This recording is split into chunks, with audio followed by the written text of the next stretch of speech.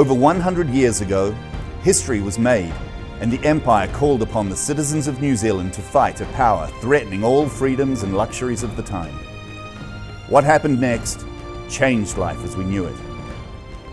In all, more than 120,000 New Zealanders enlisted and around 103,000 left our shores to fight. 18,500 were killed, while another 41,000 were either wounded or became sick. The toll of war was greater than ever predicted. Dunedin's contribution was great. Thousands of citizens signed up to become soldiers. Troops from around the region initially began gathering during August 1914, before spending 5 weeks training at Tahuna Park prior to their departure. They travelled by train out to Port Chalmers, where they boarded ships and left for the battlefields of Gallipoli, in Palestine, and on the Western Front in France and Belgium. Almost 1,900 were killed. Their remains were left far from home. Men and women contributed to the efforts, and over the next 4 years, New Zealand and the world will commemorate their efforts in providing us with the freedoms we know today. And one of the things that we have managed to do as a country is not fight on our own land, and we've taken the fight elsewhere. And you question the thinking of people who speak to say, you know, why are we doing this? We shouldn't leave our land. Far better to actually go somewhere else and do the job in support of our allies, whoever they may be, and help them, and in return come home to something which is untarnished.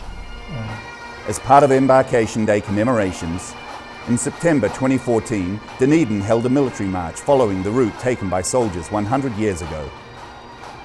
Starting from the Oval, they make their way up Princess Street, through the Octagon, and down to the Dunedin railway station. Let's take a look at the march. Rock forward, guys!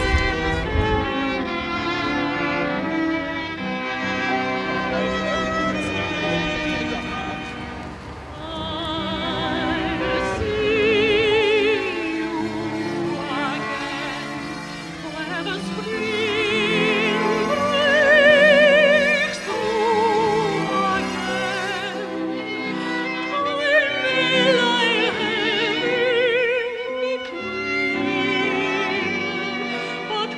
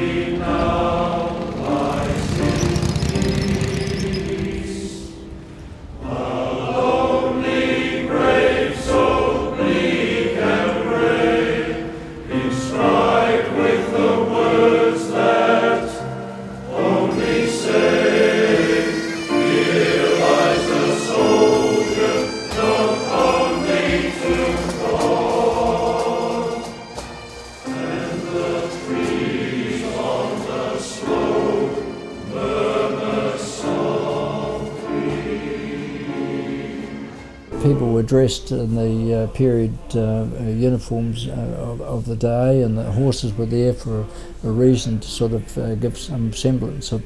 There were a lot of horses that went out, and the servicemen of the day marching with their colours.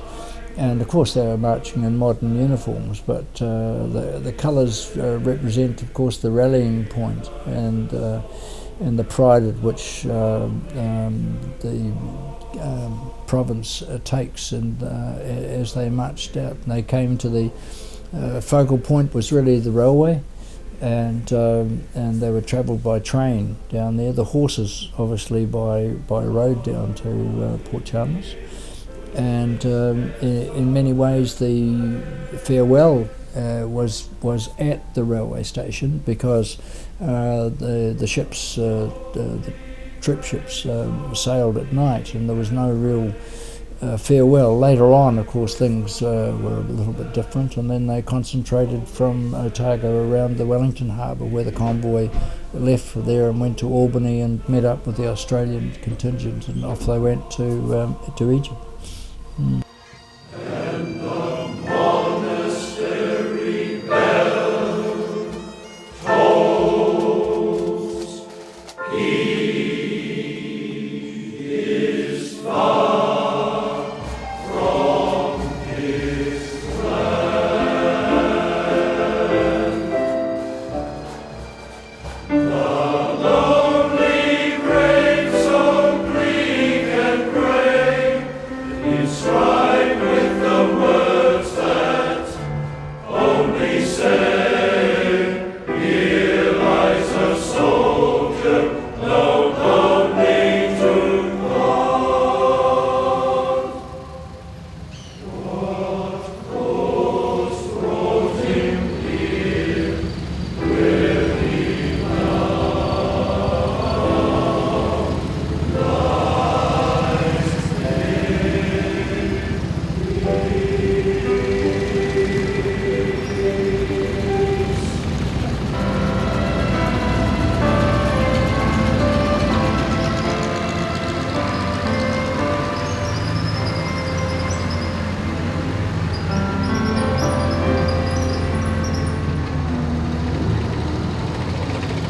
Alle folks work on the Mississippi. Alle folks work while them white folks play. Pulling those ropes from the dawn till sunset. Getting no rest till the judgment day. And don't look up and don't look down.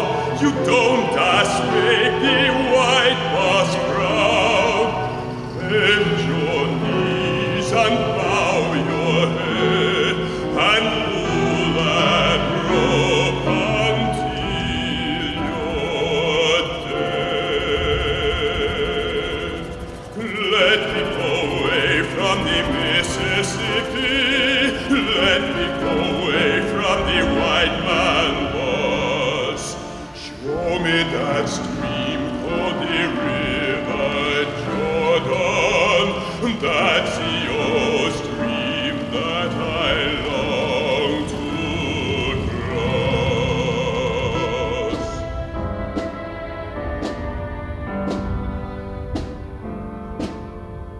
Old Man River, that old man River, he must know something, but don't say nothing.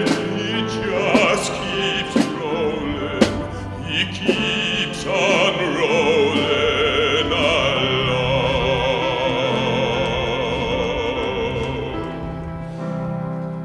He don't plant taters, he don't plant cotton, and them that plants him is soon forgotten. But old man River, he just keeps rolling along.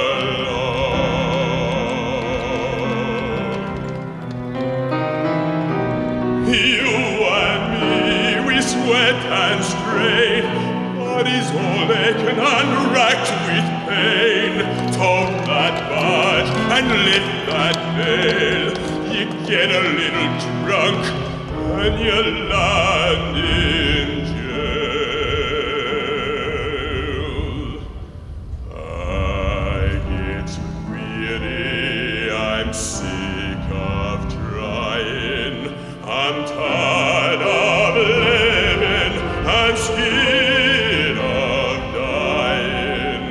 But old man River, he just keeps rolling along.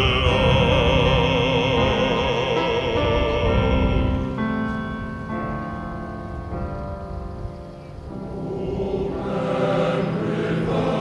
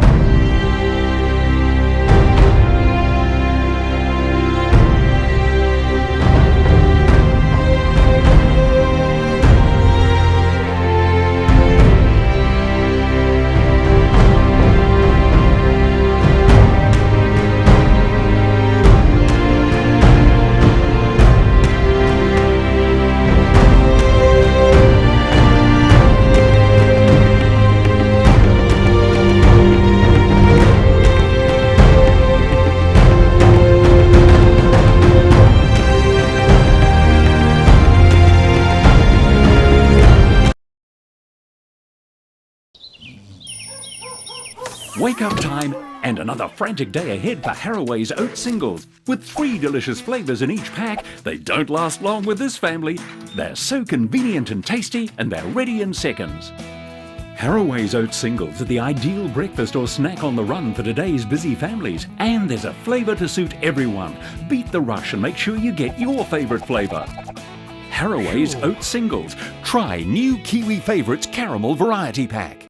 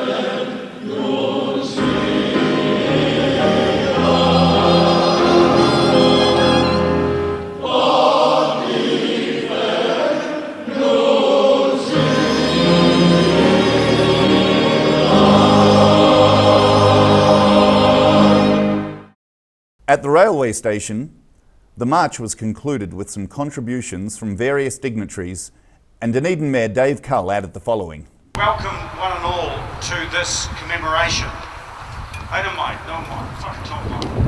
Welcome particularly to those who've come from outside Dunedin, as so many did 100 years ago today.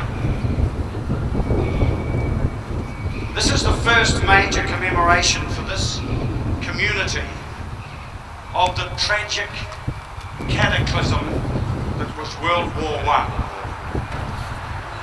First, because this is the place where it started publicly for our southern community.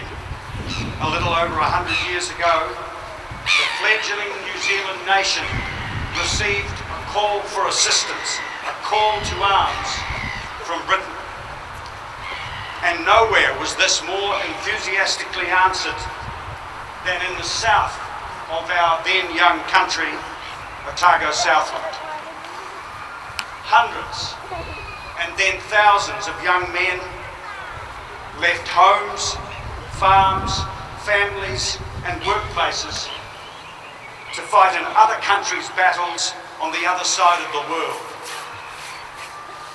100,000 young New Zealanders, some 10% of the then New Zealand population, went away. From the south, they left from this railway station. Bright and positive, their lives and dreams and those of their families and whānau still ahead of them. Slightly over 3/4 returned. None returned unscathed. We honour the devotion to the call of duty of those young men. We must recall their sacrifice, especially as our country at that stage was so young.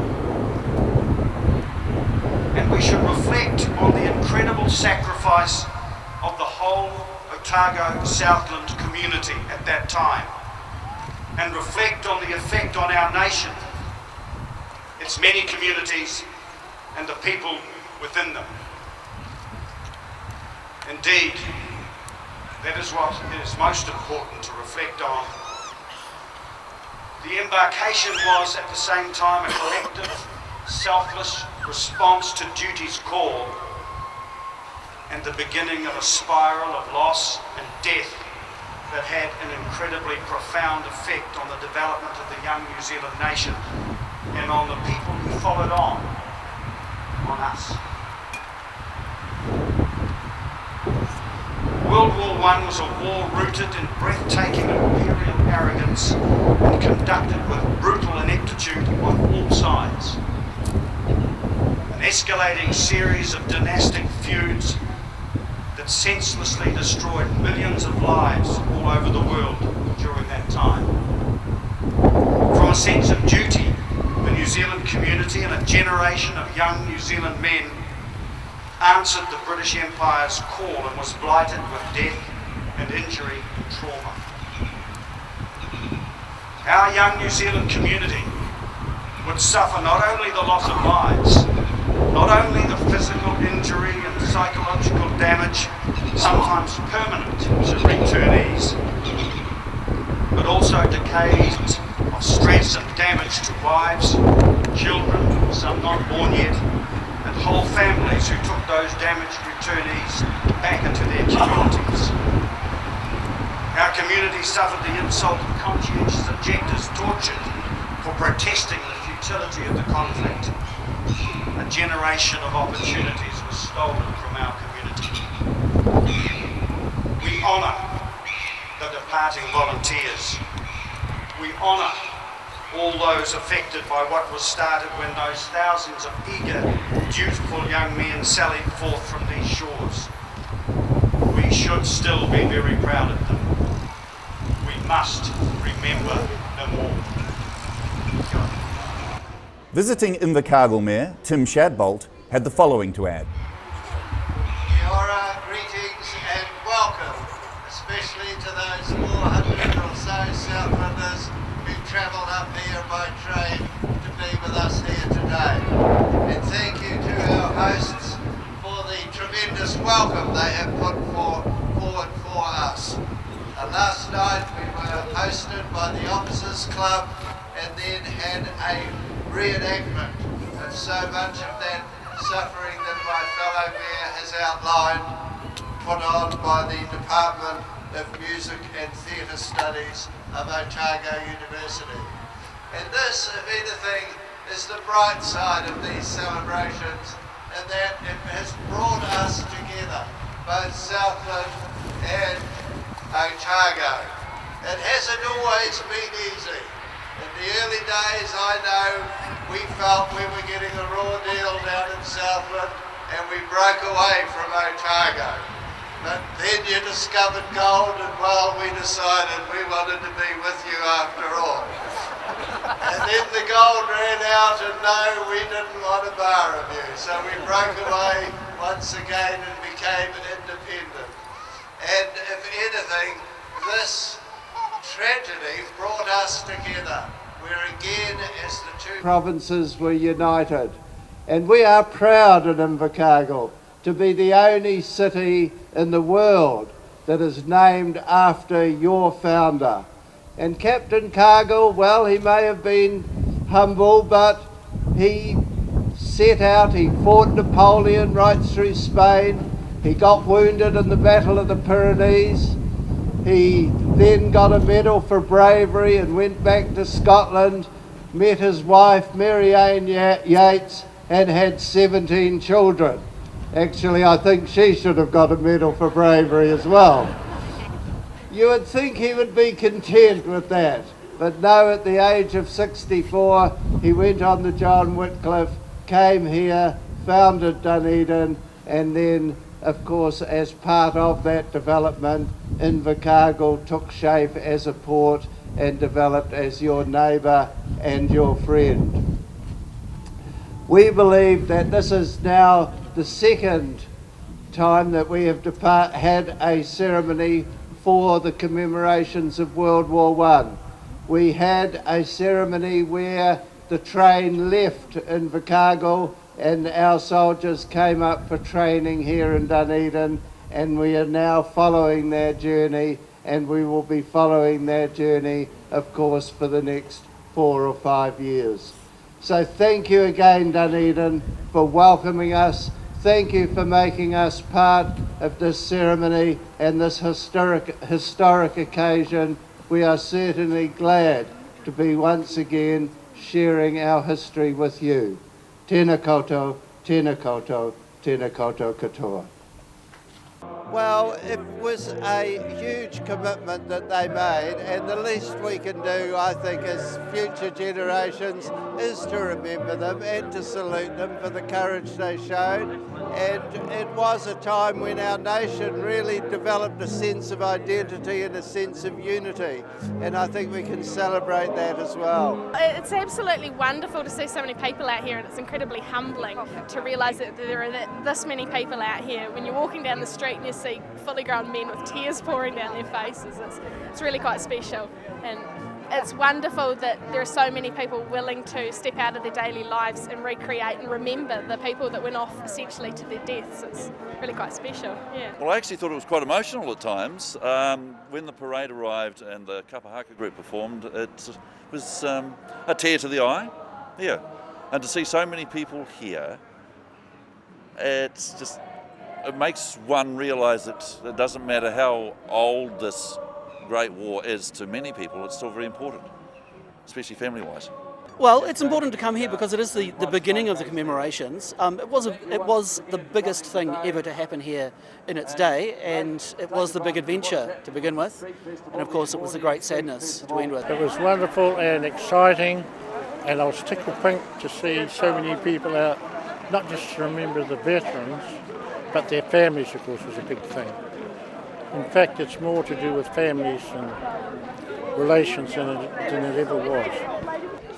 Well, so it's part of our culture, isn't it? It's what we do. We look, defend New Zealand, and if we get called up, we get to go. So, yeah, we're just kind of following the footsteps of our predecessors. So, yeah. I think it's not necessarily what they fought for. It's respecting the ideas that someone would give their life for another person. Like to fight for the freedom of another is a wonderful thing in a way, and it's a very noble thing to do. We now hear from local hero and war veteran whose contributions to the RSA and to the Otago community are great. Fred Daniel, currently CEO of the Monticello War Veterans Home and Hospital, now tells us about Dunedin's contribution. From those regions where they'd been in camp, as they got themselves into uniform, got the mental picture going, and of course there was a lot of horse units, which was the Otago and the Southland Mounted Rifles, and they gathered volunteers from within that, basically, and also then the foot soldiers as well. And all those elements came together to get the, I guess, the mental picture, the state of mind, and also to get the rhythm, if that's what it's about, of wearing the uniform, beginning to get used to the routines of the structures that they were going into, the sections, the platoons, the companies, the battalions, and looking after under the authorities of the NCOs, and sorting out the structures of command and so on. And then came the time for embarkation and getting people ready to go. And one of the things that did come out, which I don't think people were fully aware of, was that in fitting out the soldiers with their uniforms and so on, they didn't have any shirts. They weren't issued shirts. They were issued with all sorts of other things. And so there was it was the first occasion when the Patriotic Council as such, Otago Provincial Patriotic Council, through a variety of voluntary scenes, began to establish basically 2 warehouses where women began to manufacture shirts, so that all the soldiers that were going on this particular embarkation went away with shirts. And I think they made them in 3 sizes, small, medium, large. However, it was the community also connected to that, so that they sent them away fully kitted out and ready to go. Dunedin had been a hub, and there'd been many reviews, and in a provincial sense, there was always a reservist situation. So from the Boer War, prior to the Boer War and after the Boer War, there was a continuation of those regiments and mounted cavalry, mounted rifles in many ways, Rough Riders I think they were called, from the Boer War, and those continuations, so that people had a skill level. There was within the structure of those schools, there was school cadets, and again, and I think at the time, people were used to looking after animals. There was a discipline about the riding itself, and there was also a skill level in the use of the rifle, and which in fact we were still shooting rabbits, I think, in those days, and there was a bit of hunting and keeping the wallabies down, and a number of other things, that went on. Society was different, but there was also respect for the bands. We're all basically military brass bands, and the Scottish Highland pipes, and they all were part of the marching structure. So life was a lot different. I think marching was in fact respected, and people with rank within the structure of the volunteers was certainly respected as well. My understanding of it was that when war was declared, and the medical faculty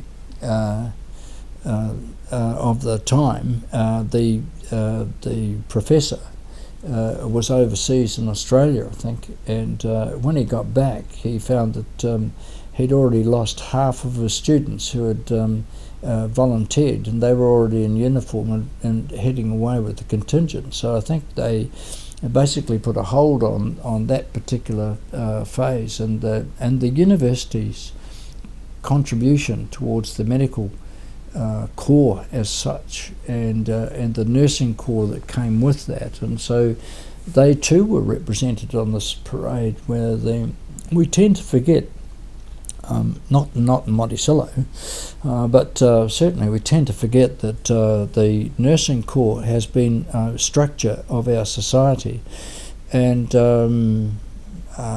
even with women's emancipation, and we're the leaders in all of that. We sent people away to the Boer War. We sent nurses away to the First World War. One New Zealand General Hospital was established in Cairo. Not too long afterwards, two New Zealand General Hospital was established in Cairo for the Second World War. And to give you some strength of purpose, I know that I think it was 4 of the nurses that were marching in that parade, in a modern way, have served in the services as the New Zealand Nursing Corps, and one of them in particular was wearing the nurse's medal of the First World War, as well as her own medal that she was in service for, and so yeah, quite an extraordinary contribution, and the hospital with its medical superintendent had a military aspect of that, and has still got connections with it through the Otago University Medical Corps, or medical company, which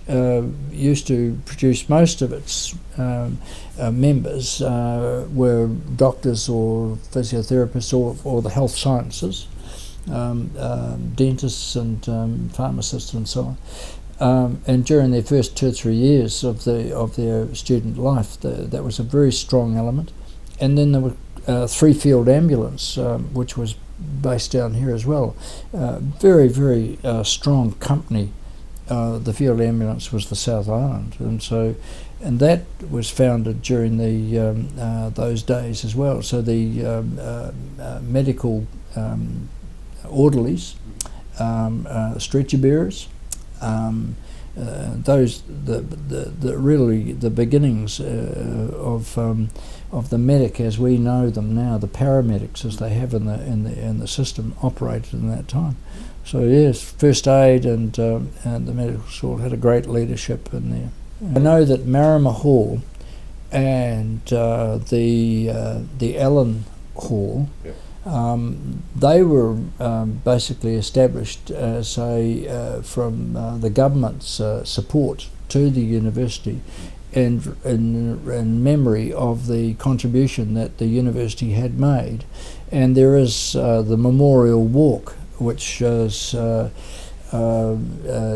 under the clock tower and over the Memorial Bridge and around, which has got an extraordinary recognition, a display really of the university's contribution to this commitment.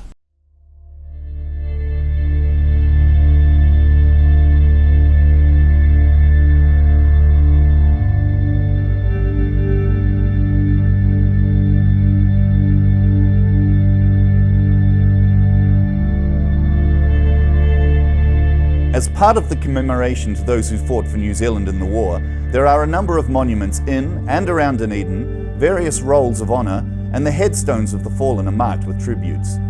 We now found out more about these monuments.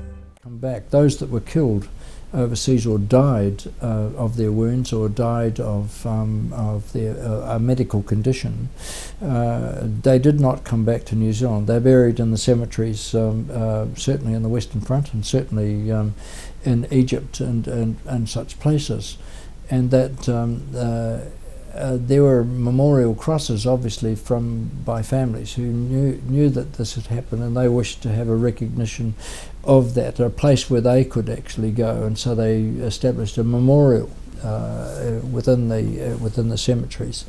However, there are a number of servicemen who were buried here, and they died of their wounds or died of their medical condition. It's a salutary lesson to see that, in fact, just how many people did in fact die back in New Zealand, and that they got them back, and how repatriation of the wounded got better and better as time went on. And I think they, in their own fashion, their style, which is the culture and ethos of Otago and its community, there's a lot of pride and memory, and it's you could say that the memorials throughout the province and I think into Southland as well, they're just about on every crossing that you can find. They're spread throughout, and those, especially World War I and some World War, give you the names, and that's the families, the heritage, and the recognition of what has gone on. Yeah, the stones are organised by nowadays Veterans Affairs, which looks after all returned servicemen's monuments, and most of the modern returned servicemen's headstones are in special parts of the cemetery, so they're actually returned services areas, which are managed and looked after by Veterans Affairs. The early ones, quite often, even though the government was paying for the memorial, were quite often put in family graves and that as well. Yeah.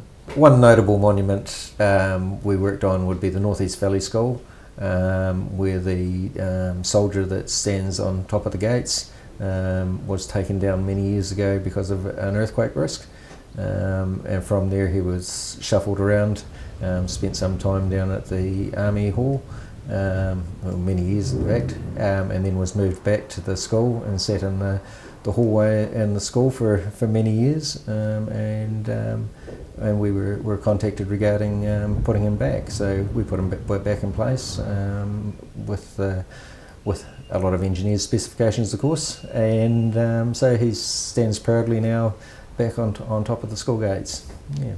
We cleaned the plaques on the gates at the time, but other than that, there's been no other work done to it. It was in very good condition.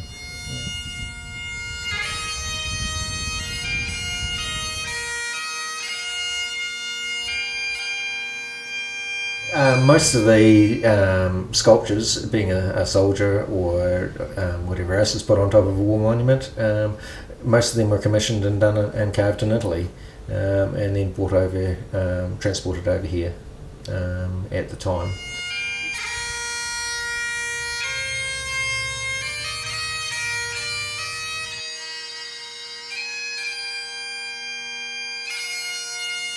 In Dunedin there's various war monuments.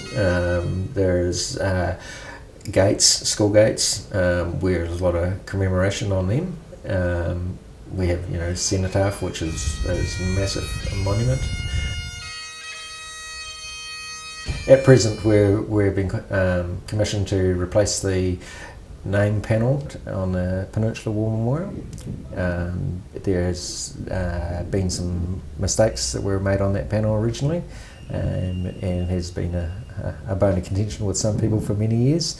So Rotary's given us some funding to make a new panel, which we're going to engrave all the names with the correct spelling on it, and we will take out the old panel that is on the monument now, and that is going to be stored, I believe, maybe Portobello Museum or somewhere like that. And the new monument, or the new panel, will be set into the monument, and it corrects a problem that's been there for many years. I'm down here with the Sound and Film Archive, and we put a marvellous compilation together of Dunedin silent film relating to the First World War. And all that we've commemorated today, people will see on film this evening. And it's a unique collection that's been put specially together for this day.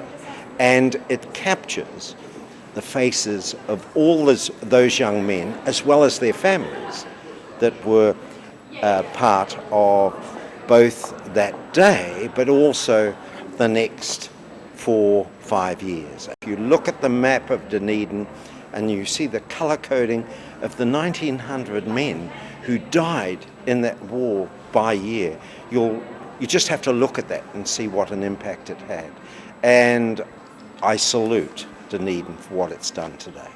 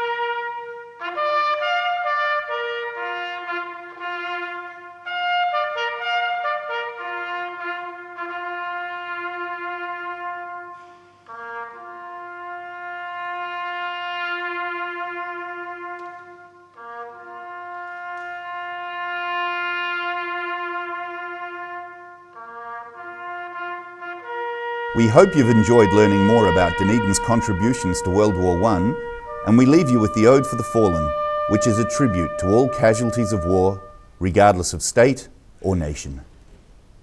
They shall grow not old, as we that are left grow old.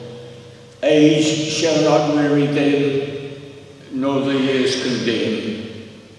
At the going down of the sun, and in the morning, we will remember them. We will remember them.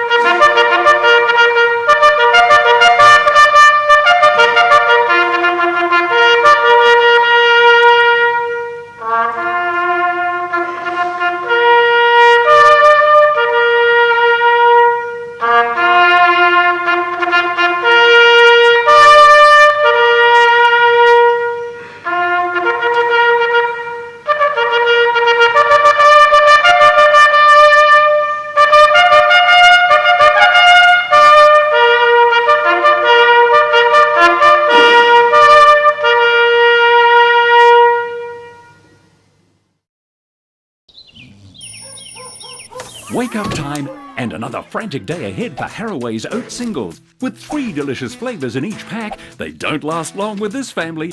They're so convenient and tasty, and they're ready in seconds. Haraway's oat singles are the ideal breakfast or snack on the run for today's busy families. And there's a flavour to suit everyone. Beat the rush and make sure you get your favourite flavour. Haraway's oat singles. Try new Kiwi Favourites Caramel Variety Pack.